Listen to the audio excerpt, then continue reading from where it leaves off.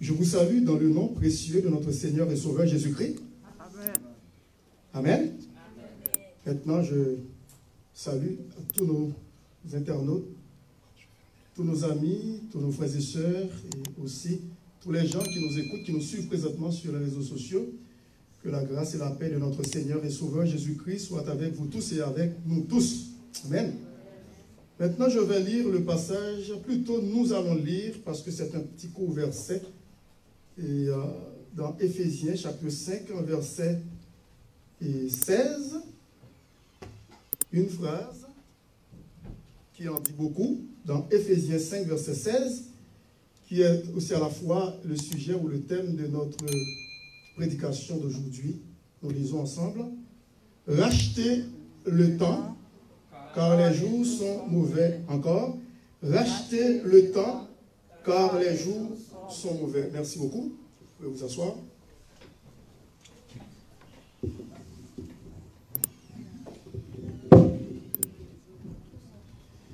Ici dans Éphésiens, au chapitre 5, verset 16, il y a un cri d'alarme du serviteur de Dieu, ce grand apôtre, l'apôtre Paul, qui lance à tous les chrétiens, qui veut dire chrétiens de tous les temps, dans un premier lieu aux chrétiens d'Éphèse, parce que le temps presse. Si pour l'apôtre Paul, 2000 ans de cela, c'était vraiment urgent, à combien plus forte raison nous qui vivons, et en 2021, encore, c'est plus urgent pour nous, parce que cette parole a fait écho, a transcendé les siècles. Ça fait depuis longtemps que ce message est prêché. Et disons que c'est le temps de nous réveiller pour servir le Seigneur, racheter le temps, car les jours sont mauvais. Et si quelqu'un ne remarque pas que le temps presse, le temps est mauvais, ou les jours sont mauvais, il y a quelque chose qui ne marche pas. Pourquoi? Parce qu'on n'a pas besoin de porter des verres pour voir ça. C'est clair, nous pouvons voir ce qui se passe à travers le monde, à l'échelle internationale. Les bouleversements qui prennent place jour après jour après jour. Des déflagrations, des catastrophes naturelles, des séismes, des tremblements de terre qui prennent place, qui battent leur plein dans ce monde. Tel qu'a été dit par notre Sauveur et Seigneur Jésus-Christ, 2000 ans de cela, dans Matthieu 24 et aussi dans Luc 21. Nous voyons tout ça. Jésus-Christ a parlé des événements qui vont prendre place à travers le monde. Alors c'est pour cette raison que vous et moi, c'est le temps même de servir le Seigneur.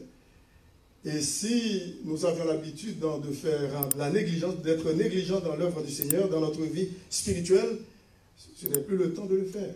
Parce qu'il y a un cri d'alarme qui est lancé à tous les chrétiens, aux chrétiens d'Éphèse et aussi à nous tous qui vivons dans ce siècle-ci.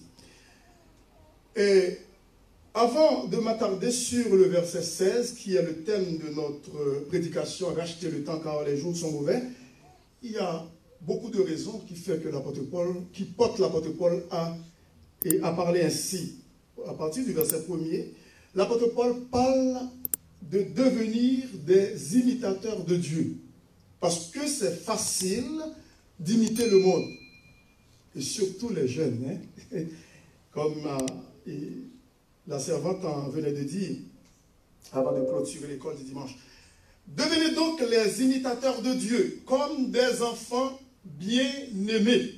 Nous sommes tous des enfants bien-aimés de Dieu. Et marcher dans la charité, c'est-à-dire dans l'amour, dans la charité, à l'exemple de Christ qui nous a aimés et qui s'est livré lui-même à Dieu pour nous comme une offrande et un sacrifice de bonne odeur. Amen. Le fait que Jésus-Christ s'est livré volontairement pour nous sur la croix, sur le bois infâme de la croix, c'est un sacrifice vivant. Et Dieu, on ne l'a pas forcé à mourir, mais il a donné sa vie. Et c'est lui qui l'a dit dans les évangiles, que j'ai le pouvoir de donner ma vie et j'ai le pouvoir aussi de la reprendre. Tel était l'ordre qu'il a reçu de son Père, dit-il. Et dans Jean 3,16, c'est ce fameux verset de la Bible, le verset central de la Bible, car Dieu a tant aimé le monde qu'il a donné quoi? Son Fils unique, afin que quiconque croit en lui, quiconque, n'importe quiconque croit en lui, ne périsse point, mais qu'il ait la vie éternelle. C'est Jésus-Christ lui-même qui l'a affirmé. Et dans son entretien avec un grand savant juif de l'époque, docteur Nicodème, et qui était venu de nuit pour engager une conversation avec Jésus-Christ sur le royaume des cieux, sur cette question suprême, à savoir qu'est-ce qu'on doit faire pour hériter le royaume de Dieu. Jésus-Christ n'a pas passé par les 4 chemins, mais il l'a expliqué clairement et simplement ce qu'il devait faire. Pourtant, il était un grand enseignant, un savant, un érudit, mais il ne comprenait pas au point que Jésus-Christ pouvait lui dire, mais comment se fait-il que toi, le docteur d'Israël, tu ne sais pas ces choses? Alors, ici, il dit au verset 3 que l'impudicité, qu'aucune espèce d'impureté, et que la cupidité ne soit pas même nommée parmi vous, ainsi qu'il convient à des saints, parce que nous sommes saints, c'est-à-dire nous sommes enfants de Dieu, purifiés par le sang de Jésus-Christ, habités, régénérés et habités par le Saint-Esprit de Dieu. Et c'est pour cette raison que nous ne devons plus marcher comme des gens de ce monde. C'est ce que l'apôtre Paul dit, que l'impudicité, qu'aucune espèce d'impureté, et que la cupidité, l'avarisme, ne soit pas même nommé parmi vous, ainsi qu'il convient à des saints. Qu'est-ce qu'on doit entendre de la part des chrétiens? Eh bien, au verset 4, qu'on n'entende ni paroles déshonnêtes, ni propos insensés, ni plaisanteries, choses qui sont contraires à la bienséance, qu'on entende plutôt des actions de grâce. Amen. Amen. Des actions de grâce. Il faut savoir toujours dire merci au Seigneur pour toutes choses, en toutes circonstances, même pendant cette pandémie. Nous ne sommes pas encore sortis du bois, nous sommes encore dans la forêt. Mais avec Jésus-Christ, bien entendu. Amen. Amen. Nous ne sommes pas tout seuls. Il est avec nous. Et puis le verset 5, l'apôtre Paul dit car, c'est-à-dire c'est un fait. C'est un fait, c'est une évidence. Sachez-le bien, aucun impudique, ou impur, ou cupide, c'est-à-dire idolâtre, qui donne la première place dans leur vie avant Dieu, bien entendu, l'idolâtrie, n'a d'héritage dans le royaume de Christ et de Dieu. Pourquoi? Parce que nous étions dans ces choses-là. Nous étions en train de vautrer dans le péché, de la tête aux pieds. Foncièrement dans le péché. Alors, lorsque Jésus-Christ nous a trouvés dans notre petit univers, dans notre sphère, ce n'est pas nous qui l'avons trouvé parce que nous n'étions pas intelligents pour le chercher. C'est lui qui est venu vers nous. Il nous a rachetés de la malédiction du péché, de la condamnation éternelle, de l'enfer éternel, du chemin de la perdition dans lequel nous étions engagés. Jésus-Christ a donné sa vie pour nous. Il a mis son vêtement de justice sur nous. De telle sorte que lorsque nous apparaissons devant notre Maître, le Dieu suprême, notre Père céleste, mais dans le nom de Jésus, nous avons accès auprès de lui. Amen. Amen. En toute sécurité, en toutes circonstances, en toute sérénité, sans peur, sans inquiétude, pas de souci, parce qu'il est là avec nous. Et puis c'est lui qui nous invite à venir. C'est lui encore, c'est tellement intéressant. C'est le Père céleste, et puis en Jésus-Christ, au travers de Jésus-Christ, qui nous invite à venir à lui. Que personne, au verset 6, ne vous séduise par de vains discours, parce qu'il y a tellement de discours dans ce monde. Il y a des grands parleurs, il y a des grands orateurs de ce monde, mais qui sont perdus. Mais il y a des orateurs évangéliques aussi qui marchent avec le Seigneur. Gloire à Dieu. L'apôtre l'apôtre Paul dit que personne ne vous séduise par de vains discours. Pourquoi? Pourquoi que personne ne vous séduise? Parce que c'est tellement facile de se laisser séduire par les gens, des beaux parleurs. Et l'apôtre Paul dit, car, parce que c'est à cause de ces choses que la colère de Dieu vient sur les fils de la rébellion. Dimanche dernier, je vous avais parlé de les fils de la rébellion. Qu'est-ce que cela veut dire? Ce sont des gens qui ne connaissent pas Jésus-Christ. Nous étions de leur nombre, du nombre de ces gens.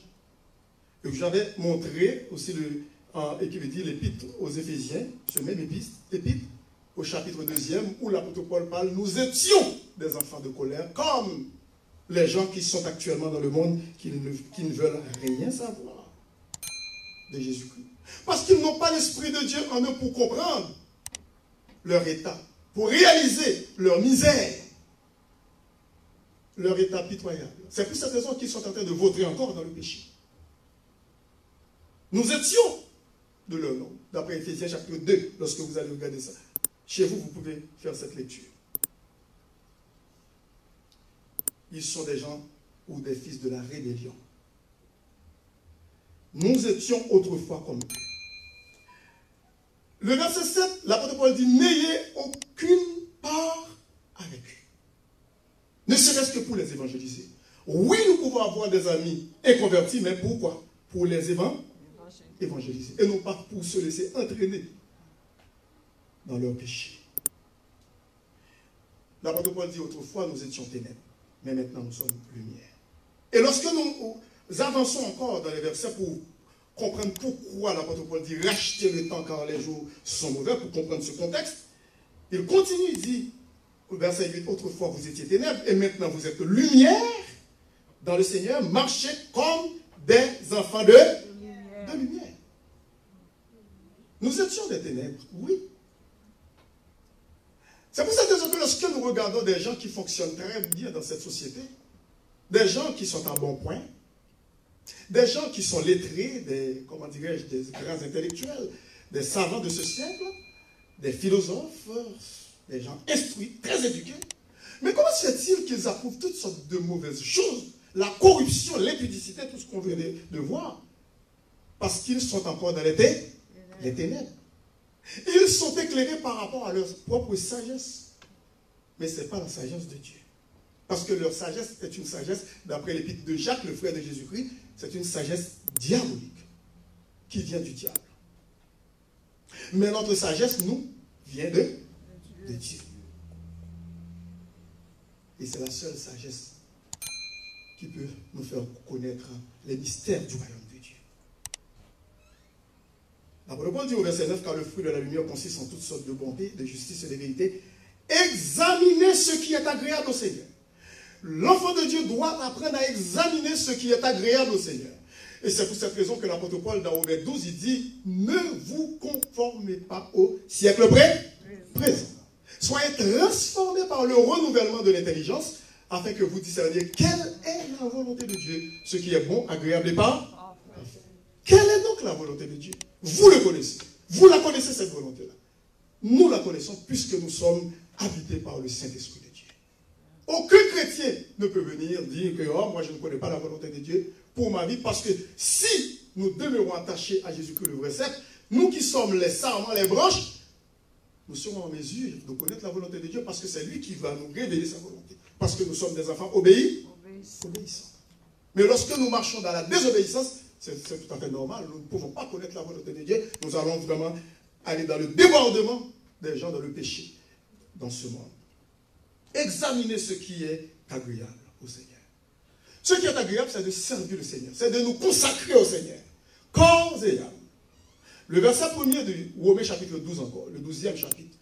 Je vous exhorte donc, frères et sœurs, par les compassions de Dieu. Par les compassions de Dieu. Ces compassions que Dieu a montrées en Jésus-Christ, a démontré pour nous. Qui veut dire, Dieu, pour porter le comble de son amour pour nous, il est mort. Il dit, Jésus-Christ lui-même est mort pour nous sur la croix. C'est pour cette raison que l'apôtre Paul pouvait dire, je vous exhorte donc, frères et sœurs, par les compassions de Dieu, à offrir vos corps comme un sacrifice vivant, saint, agréable à Dieu. Pas n'importe quel sacrifice. mais un sacrifice vivant, pas lorsque nous sommes morts. Ça va être trop tard. Je ne dis pas que vous allez en enfer pour cela. Si vous êtes enfant de Dieu, mais vous allez perdre quoi? Votre récompense.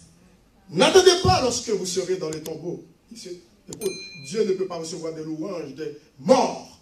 Pendant que nous sommes vivants, c'est le temps de servir le Seigneur. Amen. En toute sincérité et honnêteté. Est-ce que vous êtes là? Amen.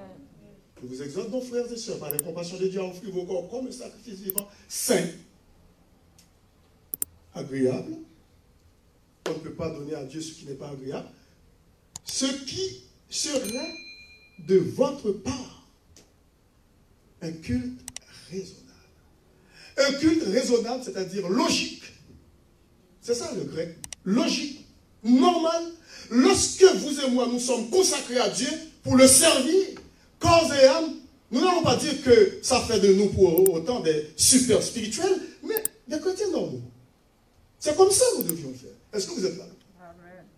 Ça ne fait pas de nous des super spirituels pour autant. Non. Nous sommes des chrétiens normaux. La façon dont nous devions faire. C'est ça un culte raisonnable. Raisonnable. Logique. Normal. Le verset 11 du chapitre 5 dit, examinez, le verset 10, examinez ce qui est agréable au Seigneur. Le verset 11, et ne prenez point part aux œuvres infructueuses des ténèbres. N'imitez pas le monde, mais plutôt condamnez-les, ces mauvaises œuvres. Pourquoi? Le verset 10 dit parce que c'est honteux de dire ce qu'ils font en secret.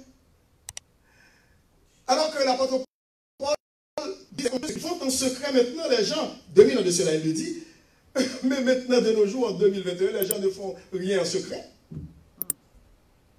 Dans toutes les couches sociales, on voit que des gens commencent à s'affirmer.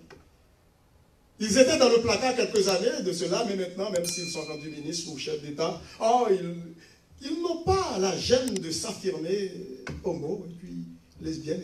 Écoute, il y a ce qu'on appelle maintenant parade gay, la fierté même gay. Ce n'est pas la honte de gay, mais la fierté. Vous voyez? C'est le monde à l'envers. Comme dit la parole de Dieu, un jour viendra où les gens vont prendre le mal pour le bien et le bien pour le mal. Ils vont dire ce qui est bien, c'est le mal. Ce qui est mal, c'est le bien. Voilà. Nous sommes là. On est rendu là. Et ça va être pire lorsque l'Église aura été enlevée. Oui, lorsque l'Église sera enlevée, ça va être pire. Parce que l'Église est comme le sel. C'est pas comme, c'est le sel. D'après Matthieu chapitre 5, nous sommes la lumière du monde, le sel de la terre. Et c'est ce qui empêche la corruption complètement, je pourrais dire là, inexplicable, mystérieuse dans ce monde. C'est à cause de notre présence. Nous, en qui le Saint-Esprit habite, nous empêchons le grand débordement de ce monde dans la volupté, dans la corruption totale et entière. Mais tout ce qui est condamné est manifesté par la lumière, car tout ce qui est manifesté est la lumière. C'est pour cela qu'il est dit, réveille-toi. Il y a pas mal de chrétiens qui dorment. C'est pour cela qu'il est dit, réveille-toi. Ça fait longtemps depuis que nous dormons. Toi qui dors. Relève-toi d'un mort. Qui sont ces morts? Les morts spirituels, les gens qui ne connaissent pas Dieu. Réveille-toi, toi qui dors, relève-toi d'entre les morts. Et Christ t'éclairera. Puis le verset 15 dit, prenez donc garde de vous conduire avec quoi? Circonspection. C'est-à-dire avec précaution. Soigneusement, d'une façon soigneuse. Qui veut dire qu'il faut faire très attention de la manière dont nous nous comportons ici-bas dans ce monde, dans la manière dont nous vivons. Il faut faire très attention parce que les gens nous regardent. Les gens nous épient. Hein? Oui, c'est ça. Prenez donc garde de vous conduire avec circonspection.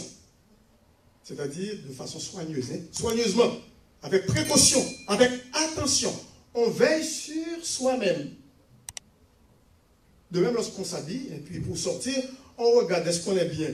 On se tient devant un miroir. S'il y a quelque chose qui ne marche pas bien, une petite tache, ça va mettre, disons, ça va déranger notre sortie ou notre rendez-vous.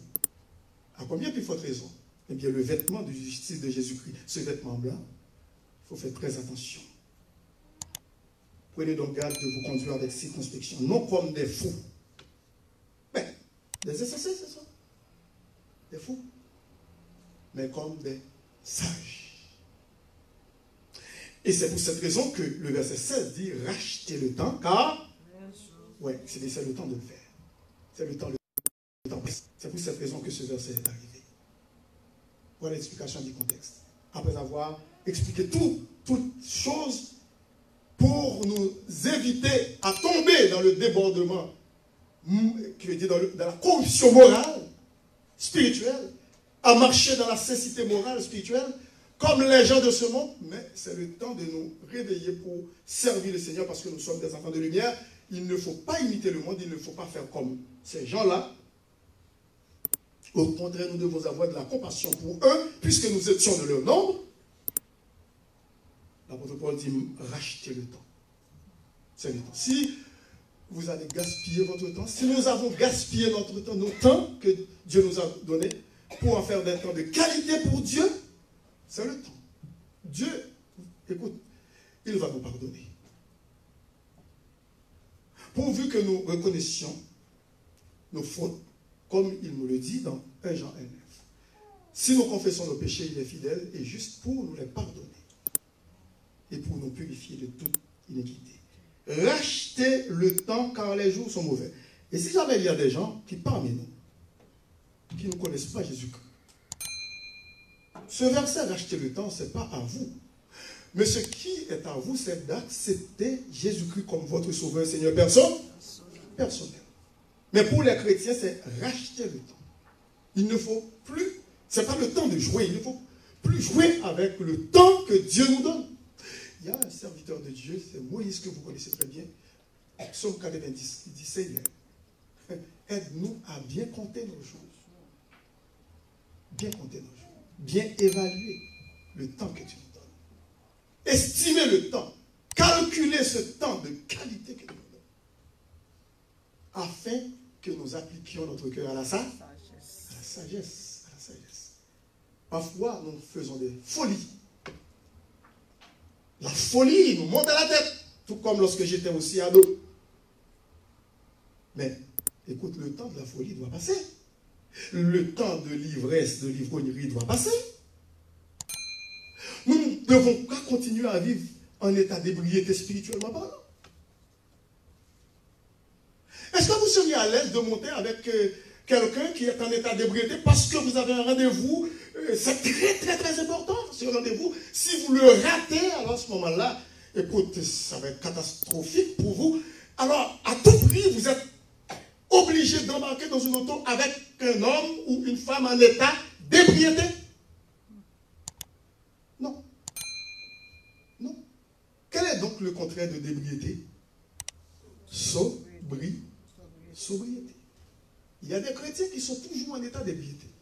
Parfois, je demande pourquoi. Qu'est-ce qui ne marche pas? Qu'est-ce qui ne va pas? Comment se fait-il que ce chrétien se dit chrétien, habité par le Saint-Esprit de Dieu, il ne voit pas trop loin, il marche toujours et vit dans l'état d'ébriété, comme des gens sous de ce monde.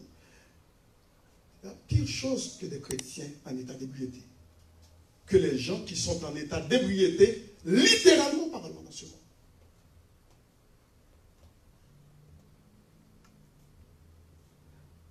Écoutez, l'apôtre Paul est clair. Le verset 17, c'est pourquoi ne soyez pas inconsidérés comme des insensés, comme des gens insensés. Inconsidérés, c'est ça veut dire. C'est pourquoi ne soyez pas inconsidérés, mais comprenez quoi? Quelle est la volonté de Dieu? Vous l'avez entendu dans Romains 12, verset 2. Ne vous conformez pas au siècle présent. Pour terminer, Nous pouvons aussi regarder dans Colossiens chapitre 4, verset 5. Il y a deux passages que je vais lire pour vous. Et bon, jusqu'à 3 passages pour terminer. C'est Colossiens 4, verset 5, dis-je, Romains 13, verset 11, et puis 1 Thessaloniciens 4, verset 3. Tout d'abord, Colossiens chapitre 4, verset 5. Il est dit, conduisez-vous avec sagesse. Amen. Amen. Conduisez-vous avec sagesse envers ceux du dehors. Et puis l'apôtre Paul dit, rachetez-le et rachetez le temps. On vient de le voir. Lorsque nous regardons dans Romains 13, verset 11, ce n'est plus le temps de dormir. L'apôtre Paul nous dit dans Romains, chapitre 13, verset 11. Pourquoi? Parce que nous sommes à la fin des temps. Regardons ce qui se passe à travers le monde, et puis surtout dans notre pays Haïti. Cela importe d'autant plus que vous savez en quel temps nous sommes. Quel est donc le temps dans lequel nous sommes? C'est l'heure de vous réveiller en fin du sommeil. Car maintenant, le salut est plus près de nous que lorsque nous avons cru. Ce n'est pas que nous ne sommes pas encore sauvés, qui veut dire le plein salut, l'épanouissement total, lorsque nous serons débarrassés de toutes sortes de mal pour paraître devant notre Seigneur Jésus-Christ dans un état parfait, glorieux. Il dit, car maintenant le salut est plus près de nous que lorsque nous avons cru. Et lorsque nous regardons le verset 12, il dit, la nuit est avancée, le jour approche, dépouillons-nous donc des œuvres des ténèbres et revêtons les âmes de la lumière. Marchons honnêtement comme en plein jour, loin des excès et de l'ivrognerie, de la luxure et de l'impudicité, des querelles et des jalousies. Mais revêtez-vous du Seigneur Jésus-Christ et n'ayez pas soin de la chair pour en satisfaire les convoitises. C'est clair. Clair. 1 Thessaloniciens chapitre 4, verset 3. L'apôtre Paul nous parle d'une marche dans la sanctification. Écoutez, le verset 3 dit, ce que Dieu veut. Est-ce que vous voulez savoir la volonté de Dieu? C'est un verset clair. 1 Thessaloniciens 4, verset 3 et 4. Et même le verset 5 aussi. Et aussi, verset 6, c'est continué.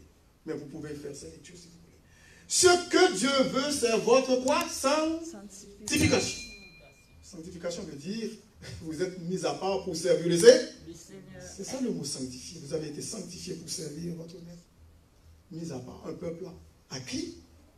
Au prix d'un grand sacrifice, qui veut dire de Jésus-Christ, nous sommes mis à part. Ce que Dieu veut, c'est votre sanctification. C'est que vous vous absteniez de l'impudicité. C'est encore la même chose, d'après Éphésiens. Verset 4, c'est que chacun de vous sache posséder son corps, dans la sainteté et l'honnêteté.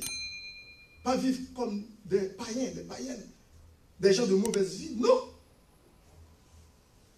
On ne peut pas. 2 Corinthiens 5, 17, si quelqu'un est en Christ, il est une nouvelle créature. Sans vous livrer à une convoitise passionnée comme font les païens qui ne connaissent pas Dieu. Et même dans les fraudes, les ruses envers nos frères et sœurs, aussi envers nos prochains. Il faut apprendre à payer aux dettes. Écoutez, c'est que personne n'use envers son frère de fraude et de cupidité dans les affaires parce que le Seigneur tire en vengeance de toutes ces choses comme nous vous l'avons déjà dit et attesté. Parce que Dieu nous a appelés à l'impureté, mais à la... Car Dieu ne nous a pas appelés à l'impureté, mais à la sanctification. Si quelqu'un conteste en ce passage, qu'est-ce que l'apôtre Paul dit? Verset 8. Celui donc qui rejette ses préceptes ne rejette pas un homme, mais Dieu qui vous a aussi donné. Est-ce que vous voulez racheter le temps aujourd'hui? Est-ce que vous reconnaissez, est-ce que vous et moi nous reconnaissons que nous avons perdu pas mal de temps, énormément de temps? Nous les gaspillons notre temps et nous faisons à notre tête. Nous ne voulons pas servir le Seigneur. d'une manière honnête. Pourquoi? Et les gens qui m'écoutent, qui ne connaissent pas Jésus-Christ, qu'ils soient ici ou sur les réseaux sociaux, je vous invite à accepter ce sauveur qui apporte le bonheur dans le cœur, ce bonheur parfait, le salut éternel et une joie éternelle. Ne gaspillez pas votre temps dans la boisson, dans le sexe, dans la drogue, dans la prostitution et aussi dans la part du gain, de penser à être riche, plus riche, plus riche, parce que les hommes sont toujours insatisfaits, ils manquent toujours un zéro pour avoir des millions, des millions, des millions, quand ils deviennent millionnaires, multimillionnaires, milliardaires, et puis multi. Pourquoi? Parce qu'il y a un vide dans le cœur de l'homme qui n'est jamais comblé sans la présence de Jésus. Par la grâce de Dieu, nous sommes en Jésus-Christ. Alors, pour les gens qui ne connaissent pas Jésus-Christ, c'est le temps de l'accepter. Si vous voulez le faire, je vais prier avec vous. Vous allez répéter pour moi cette courte prière. Seigneur Jésus, maintenant je viens d'entendre ta parole. Je réalise que je suis un pécheur. Et tu es venu mourir pour moi sur la croix. Tu as versé ton sang précieux pour me donner la vie. Je te reçois aujourd'hui dans mon cœur comme mon sauveur et mon Seigneur personnel.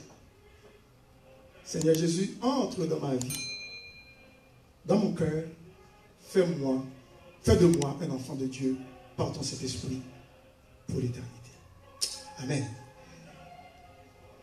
Si vraiment cette prière que vous venez faire, bien, vous l'avez faite d'une manière sincère, sachez qu'aujourd'hui vous avez la vie éternelle, vous êtes enfant de Dieu, vous qui m'écoutez, et partout où vous êtes. Et s'il y a des gens aussi parmi nous, cette salle, qui ne connaissent pas Jésus-Christ, si vous avez fait cette prière, sachez vraiment, si vous l'avez fait d'une manière honnête, vous êtes devenu enfant de Dieu pour l'éternité. Père, nous te remercions pour ce moment passé dans ta sainte présence. Merci pour ce temps de louange. Merci pour les offrandes qui ont été recueillies et pour l'épanouissement de ton œuvre. Merci pour le message de ta parole. Nous te prions de nous aider à bien comprendre ta parole et aussi à la mettre en pratique pour vivre une vie qui est agréable et sans repos devant toi, afin que nous sachions racheter le temps, parce que tu nous dis dans ta parole que les jours sont mauvais. Bénis le restant de la journée pour nous. Bénis aussi la semaine qui débute. Bénis le pays dans lequel nous vivons, le Canada, cette belle province de Québec. Fais que l'évangile soit prêché. Et dans toutes les couches de la société, que les âmes puissent passer les ténèbres à ton admirable lumière. Nous te prions ici avec le pardon de nos péchés. Dans le nom précieux de ton Fils Jésus, lui qui vit et qui règne au siècle des siècles. Amen. Que l'Assemblée de Dieu dise Amen. Que le Seigneur vous bénisse.